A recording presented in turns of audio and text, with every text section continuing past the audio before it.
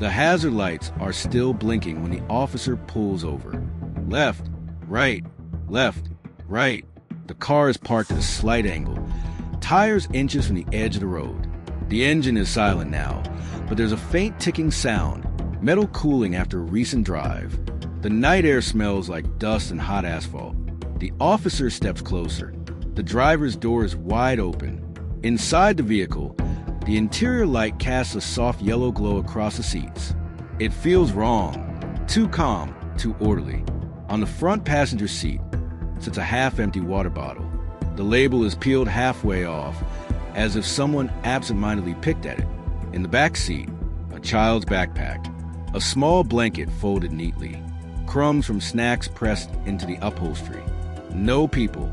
9 minutes earlier, a 911 call came in from this exact stretch of road. It lasted 22 seconds. No screaming, no explanation. Just the sound of wind rushing past an open microphone, a faint shuffling noise, and then silence. As the officer scans the darkness beyond the headlights, a single thought settles in. This wasn't a breakdown. This was a disappearance. And it happened fast. Earlier that day, there was nothing unusual. No arguments reported. No frantic phone calls. No sense of urgency. This family was preparing for a road trip, one they had talked about for weeks. Laundry was folded quickly and imperfectly. Snacks were tossed into grocery bags instead of proper containers. Someone double-checked the cooler. Someone else forgot their sunglasses and had to run back inside. It was ordinary in the way that most families recognize immediately. Friends would later describe them as close, but not unusually so. They weren't escaping anything. They weren't starting over. They weren't afraid. They were just driving. The plan was simple. Leave in the early evening. Drive through the night. Arrive by morning. A route they had taken before. A road they trusted. Nothing about the plan suggested danger, which is exactly why what happened next still say it chills investigators. At approximately 7:42 p.m., the family stopped for gas. The station sits just off the highway, a familiar place for travelers passing through.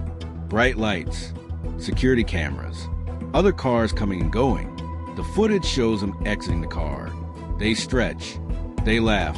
One of the children spins in a small circle, clearly restless. Everything looks normal. Too normal.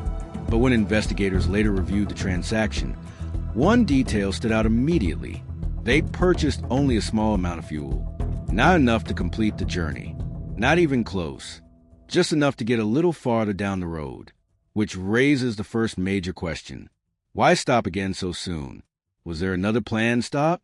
Were they meeting someone? Or did something already feel wrong?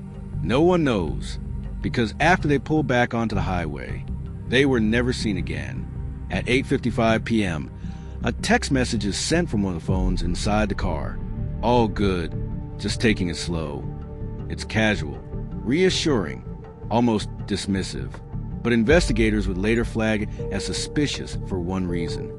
It was sent from an area with poor cell service. Calls often drop here. Messages fail to send. Locals know it as a dead zone. So how did this message go through? And why does it sound oddly composed? Not rushed, not stressed, just calm. Too calm. This message becomes the last confirmed communication from the family. At 9:07 p.m., emergency services receive a call.